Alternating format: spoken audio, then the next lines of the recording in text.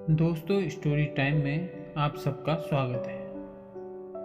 यहाँ हम आपको कहानियों के एक अलग ही संसार में ले चलते हैं, जहाँ हर कहानी में एक नई सीख छिपी होती है, एक नया अनुभव होता है। तो आइए इस कहानी के सफर को शुरू करते हैं।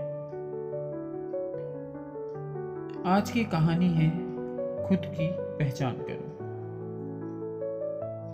एक समय की बात है जब महात्मा बुद्ध अपने शिष्यों के साथ गांव-गांव घूमते हुए लोगों को शिक्षा देते थे।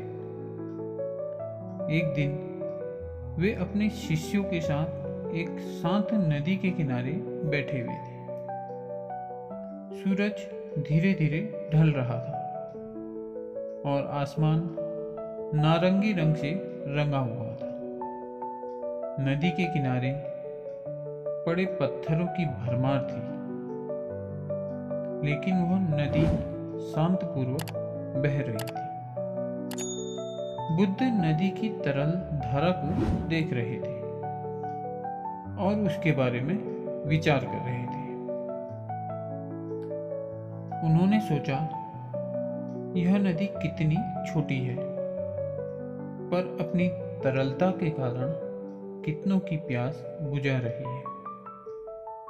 वहीं दूसरी ओर ये पत्थर भारी हैं, जो इतने मजबूत और कठोर हैं, बस एक ही जगह पड़े रहते हैं। ये अपने वजन के कारण ना खुद हिल सकते हैं और न दूसरों के लिए कोई उपयोगी हो सकते हैं।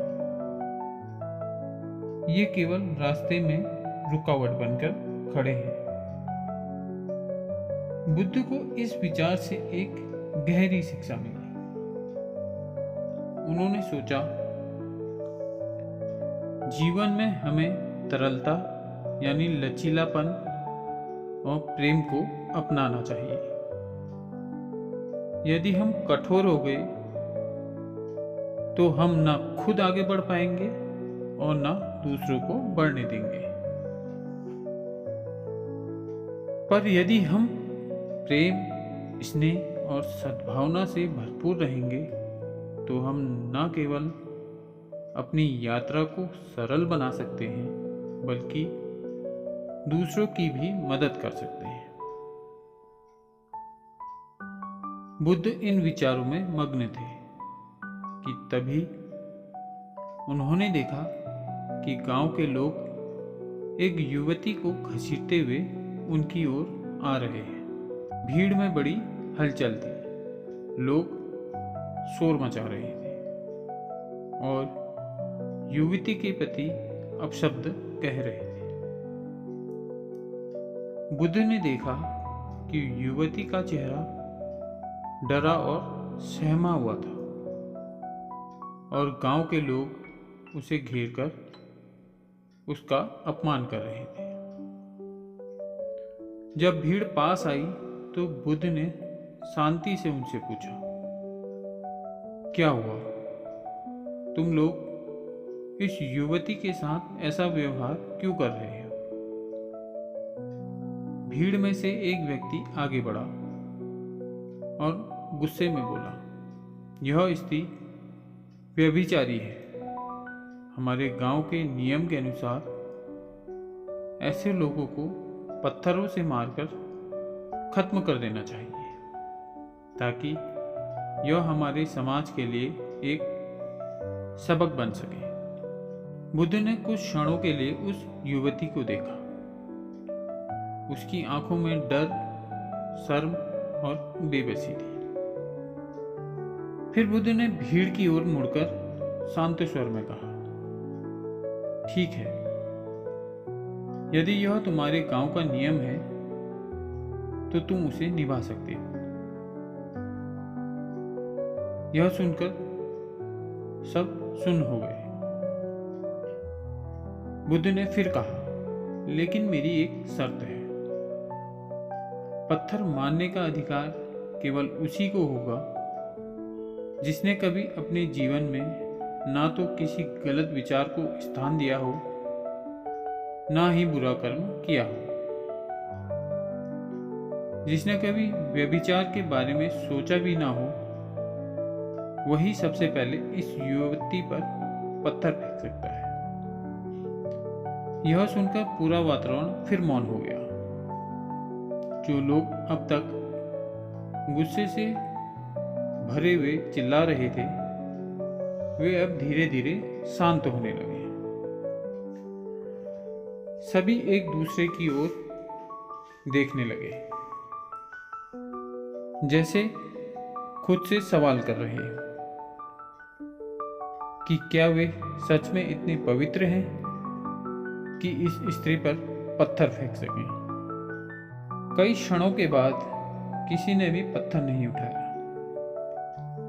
लोगों के चेहरे पर शर्मिंदगी और पश्चाताप के भाव उभरने लगे। धीरे धीरे एक एक करके सभी लोग वहां से चले गए। कोई भी इस युवती पर पत्थर नहीं फेंक सका, क्योंकि हर कोई जानता था कि उसने भी अपने जीवन में कभी ना कभी कोई ना कोई गलती जरूर की होगी। युवती अब भी खड़ी थी, पर उसका भय अब कम हो चुका था। उसने बुद्ध की ओर देखा। उसकी आंखों में आभार और आशा का भाव था। बुद्ध ने उसे पास बुलाया और कहा, तुम्हारी गलतियां तुम्हारे बीते हुए समय का हिस्सा है। अब तुम्हें अपने जीवन को एक नई दिशा देनी होगी। खुद की पहचान करो, अपने मन को शुद्ध करो और एक नई शुरुआत करो। युवती ने आंखों में आंसू लिए हुए बुद्ध के चरणों में प्रणाम किया और उनसे जीवन का एक नया मार्गदर्शन प्राप्त करने का संकल्प लिया। बुद्ध की यह शिक्षा स्पष्ट थी। हम दूसरे को तब तक न्याय नहीं कर सकते जब तक हम खुद को पूरी तरह पहचान ना लें। हर व्यक्ति की जानकारी अधूरी होती है और हम केवल खुद के प्रति ही पूरी तरह से न्याय कर सकते हैं। यदि हमें दूसरों की गलतियों को सुधारना है, तो हमें उन्हें प्यार, स्नेह और सद्भाव से भरना होगा, ताकि वे खुद ही अपनी गलतियों को स्वीकार करें और उन्हें दोहराने ना दें। तो दोस्तों, ये कहानी हमें यह सिखाती है कि सबसे पहले हमें खुद की पहचान करनी चाहिए, क्योंकि जीवन की असली यात्रा वहीं से शुरू होती है। तो साथियों, ये थी आज की कहानी।